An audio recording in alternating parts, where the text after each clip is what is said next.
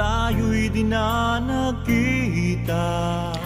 Magandang araw po sa inyong lahat, mga giliw naming tagapakinig. Narito na po ang huling yugto ng kasaysayan na itinampok namin sa linggong ito, dito sa ating dulang, Luha. Ang sarap naman ng pagkain ng babaeng to. Samantalang ako, walang ganang kumain. Oh, kanina mo pa tinitignan yung pagkain mo. Di ka pa rin kumakain. Bakit may problema ka ba, Glenda? Kunwari ka pa. Alam ko may tinatago ka sa akin. Hindi nga kaya totoo ang kutob ko na may gustong babaeng ito kay Tindo? Teka nga't huhulihin ko ang babae nito. Hindi na tayo kasi nilapitan ni Tindo. Hindi ba't dati-rate? Kumakain siyang kasalo natin. Oo. Busy lang siguro yun, kaya... Kaya, di ba may alam ka kung bakit hindi natin siya kasalo? Ha? Ano ka ba naman, friend? Ano ba namang klaseng tanong yan? Ang mabuti pa, kumain na lang tayo. Dahil sa palagay ko, gutom ka na.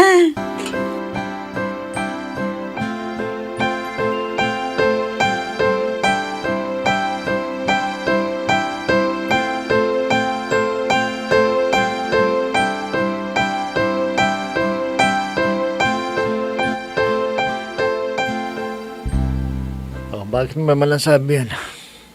Ikaw wala ka pang 2 linggo dito natuto ko ng mga intriga. Hindi ako nang iintriga, no?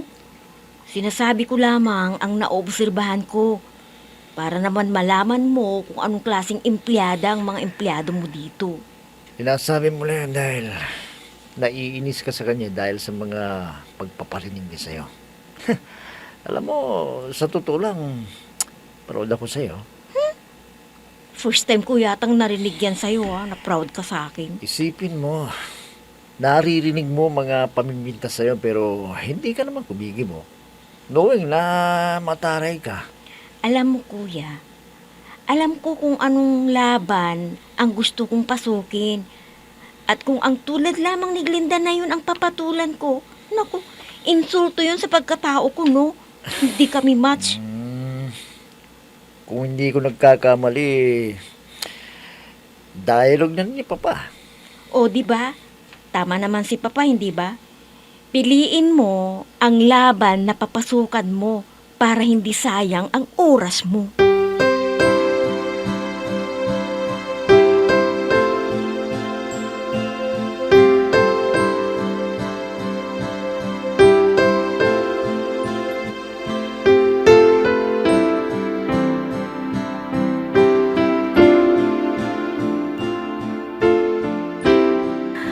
Hindi ba? Hindi mo ba napapansin? Napakatahimik niya, hindi nagsasalita. Kung hindi ko nga lang napapansing nagsasalita kung minsan iisipin kong pipi, bobo siguro, no? Walang alam sabihin. Sobra ka naman kung manglait. Hindi mo pa kilala yung tao kung ano-ano na ang sinasabi mo. Totoo naman ang sinasabi ko Hindi nagsasalita. Naririyan lang sa sulok. Walang kaibigan. Paano naman kasi hindi marunong makisama? Ang napapansin ko lang na nilalapitan niya ay si Dindo. Pwede ba? Magtrabaho ka na lang. Kung ano-anong napapansin mo sa isang tao. Tingnan mo wala na naman dito sa upuan niya ang babaeng yun. Tiyak, naroon na naman siya sa opisina ni Dindo. Pansinin mo. Pwede ba, Glenda? Tigilan mo na yung pag-iintriga mo. Wala kang mapapala kung intriga lagi ang nasa kokote mo. Ang mabuti pa, magtrabaho ka na lang kaysa buhay ng ibang tao ang inoobserbahan mo. Oh, tingnan mo! Tingnan mo! Galing na naman sa opisina ni Dindo ang babaeng ito!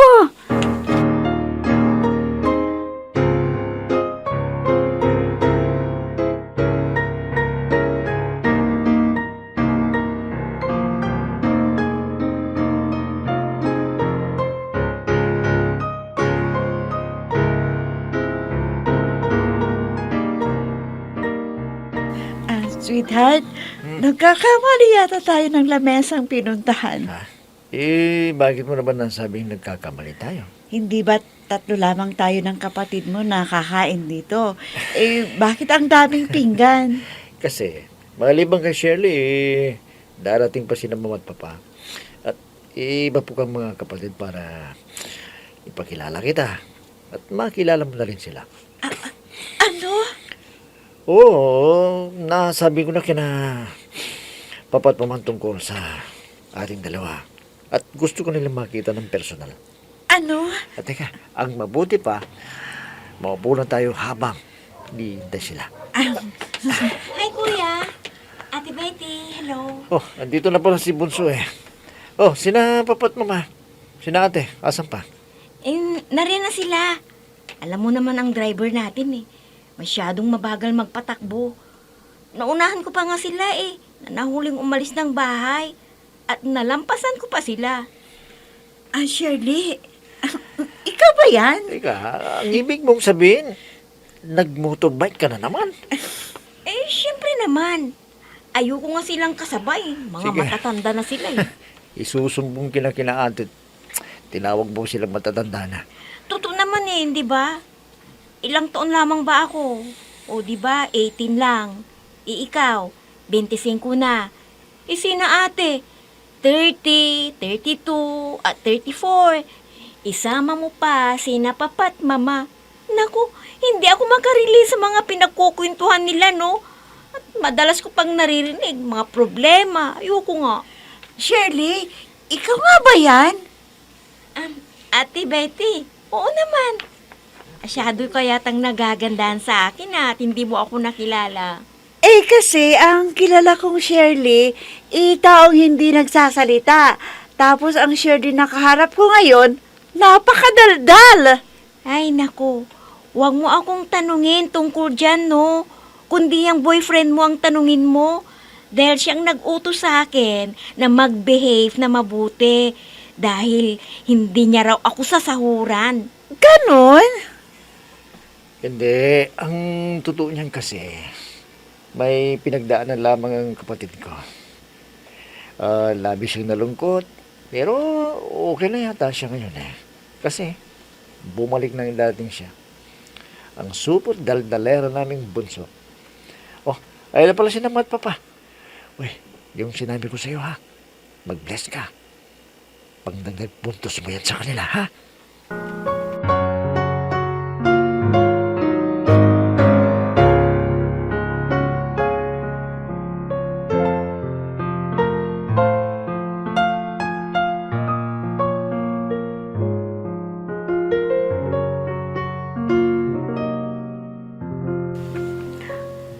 Shirley, napansin mo na ba si Betty?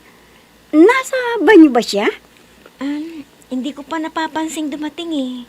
Bakit kaya wala pa ang babaeng yon? Alam mo, ito'y atin-atin lang ha. Alam mo bang maghihindutin si Betty?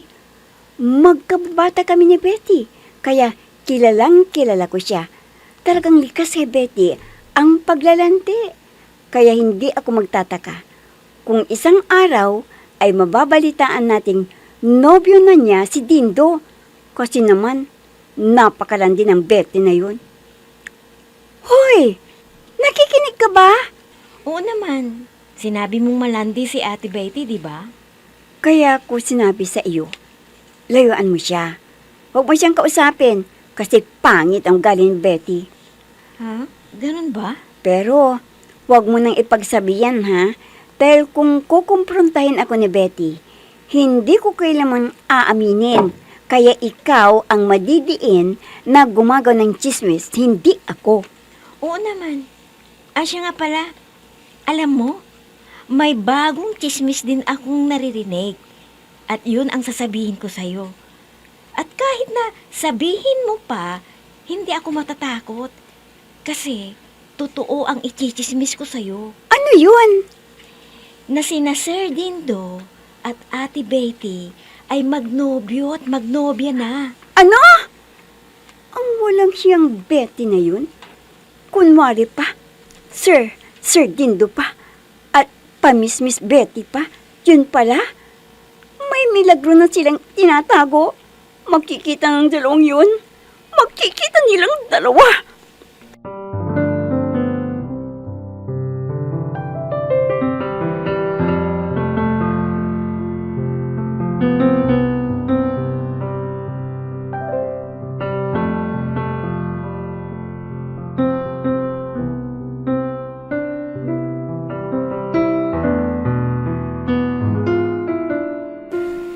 Ano kayang nakain ng kapatid kong yun at i-treat daw tayo dalawa?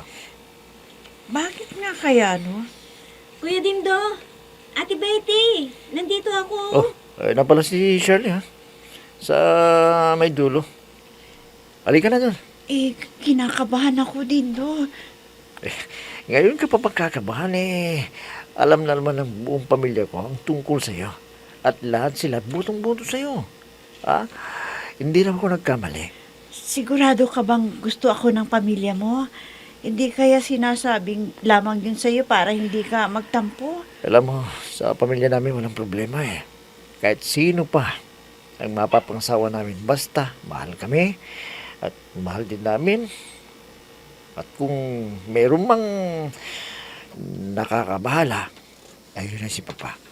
Dahil ang laging isinaalang-alang niya ay negosyo. At alam mo ba kung sino ang unang nagsabi na gusto kang maging manugang? Walang iba kung hindi si Papa. Nag-iisa ka lang.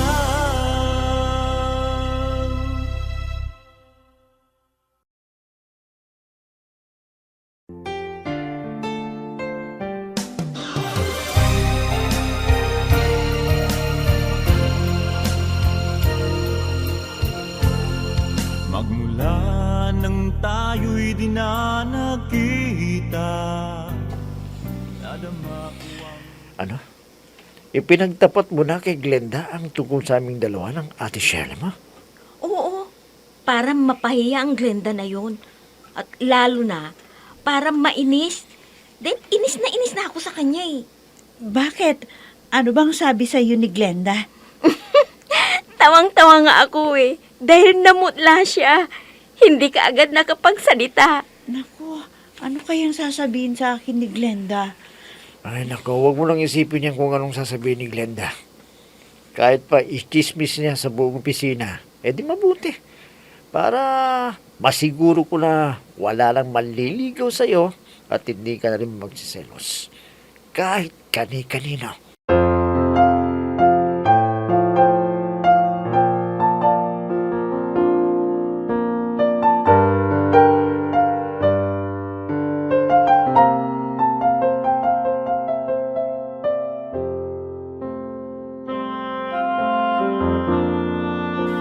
Oh, paano pare?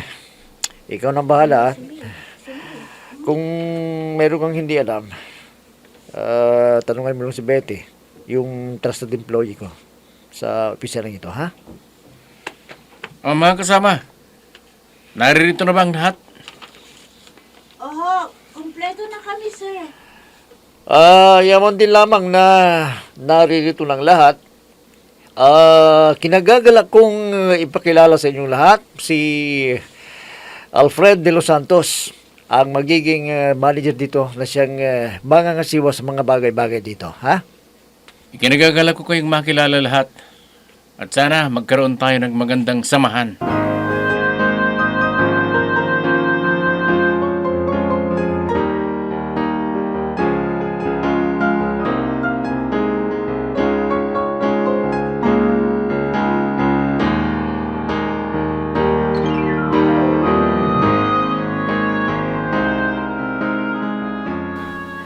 Bakit ganun, Betty? Bakit hindi nabanggit ni Sir ang pangalan ko? Ha? Bakit mo naman nasabing hindi niya nabanggit ang pangalan mo? Hindi ko narinig na binanggit niya Yan nga, hindi mo lang narinig ang pagbanggit sa'yo ng pangalan. Yan ang sinasabi mo. Bakit ikaw? Narinig mo bang nabanggit niya ang pangalan ko? Hindi rin pero ano naman kung hindi niya nabanggit? Ipinakilala lamang naman tayo Oh, ayun na pala siya Miss Betty? Oo. Ako ang mag-o-orient sa'yo. Salamat naman para hindi ako mangangapa. Alfred! Glenda?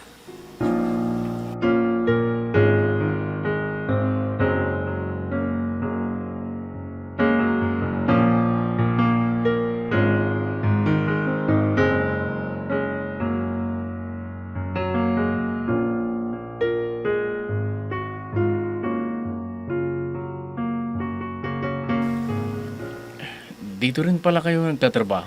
Oo nga eh. Pero alam mo, isang malaking pagkakamali ang pag-a-apply mo dito. Ha? Bakit naman? Hindi magandang patakaran ng kumpanyang ito. Maniwala ka sa akin. Kaya't kung ako sa'yo, huwag ka na magtrabaho dito. Masasayang lamang ang pinag-aralan mo. Kaya maghanap ka na lamang ng iba. Totoo ba yung sinasabi mo? Oo. Alam mo ba na yung si Dindo? Nangungupit yun. Sariling kumpanya ng mga magulang niya ay naggagawa niyang kupitan at heto pa, mandaraya ang kumpanyang ito. Ikaw, bakit naririto ka pa rin? Hindi ba dapat ay wala ka na rito kung hindi ka kontento sa patakaran ng kumpanyang ito? Bakit hindi ka pa rin umaalis? Ang totoo niyan ay may nakausap na ako na mga empleyado at empleyada na hindi rin kontento. Aalis na rin sila. Ang totoo nga niyan, isinumbong ko na ang kumpanyang ito sa labor. Kahit hindi magtatagal, ipapasara na nila ang kumpanyang ito. Kaya kung ako sa'yo, umalis ka na at maghanap ka na lang ng iba.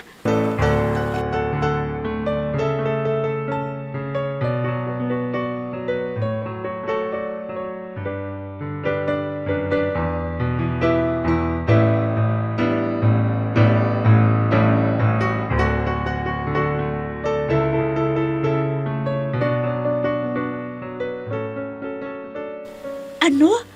Isinumbong mo ang kumpanya sa labor? Oo, at magkakaroon ng investigasyon.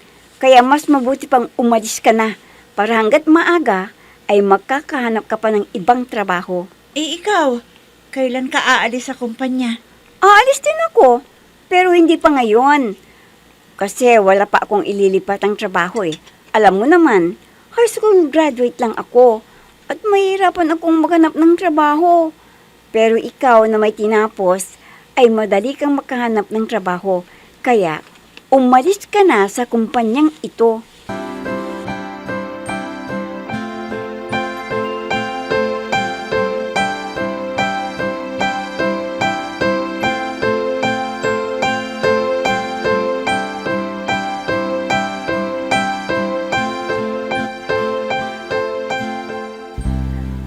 Para saan kayang meeting na ito? Magandang araw sa inyong lahat. Ano ba yan, sir? Alam nyo, kaya ko kayo pinatawag dahil mayroon akong magandang ibabalita sa inyo.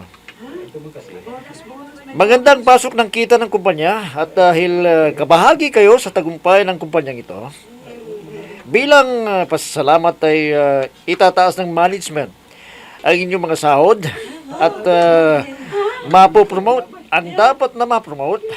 Pero ikinalulungkot ko sa isa nating kasamaan na maganda na sana ang nagpakita ng kasipagan, subalit isa pala siyang ahas. Tinrader niya mismo ang kumpanyang nagpapasahod at nagpapakain sa kanya at para malubos ang kasiyahan ng lahat.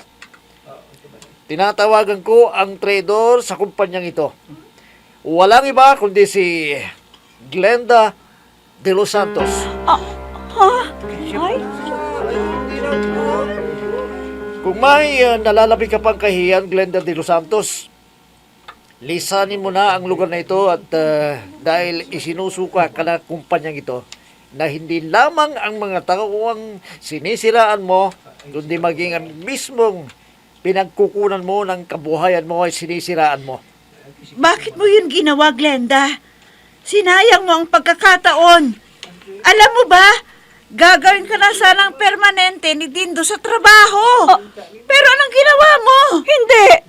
Hindi totoo ito! Hindi totoo ito! Hindi! Nag-iisa ka lang.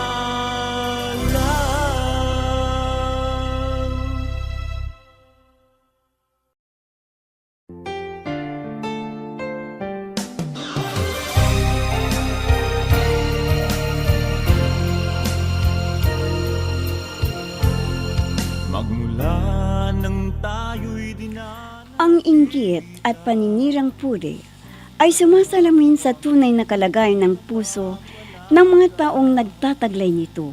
At kawawa ang mayroong mga ganitong ugali sapagkat sila mismo ang humahadlang sa kagalakan at katahimikan ng puso na hindi kailanman mababayaran ng kahit ano. Mga giliw naming tagapakinig, diyan na po nagtatapos ang kasaysayan na itinampok namin sa linggong ito dito sa ating dulang. Luha!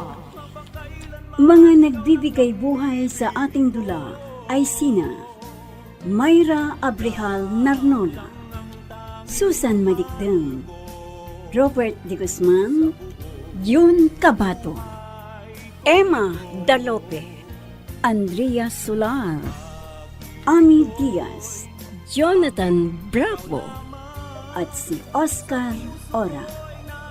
Technical Supervision at Musika, Oscar Ora. Nilapatan ng tunog ni Robert De Guzman, Willie Francisco. Sa panulat at direksyon, Eva Alcoriza. Inihahandog sa inyo ng F3 Recording Studio para sa Pambansang Radyo ng Pilipinas, Bombo Radio, Philippines. Natatandaan, maligayang araw nating nagdaan. Pag-ibig ko'y tanging ikaw lamang. Ikaw lang ang tanging mahal ko sa buong